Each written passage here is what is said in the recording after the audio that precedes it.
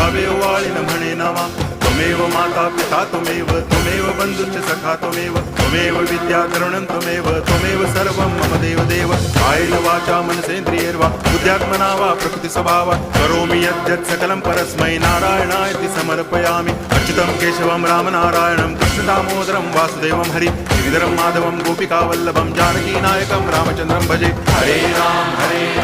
Ram Ram Hare Hare Hare Krishna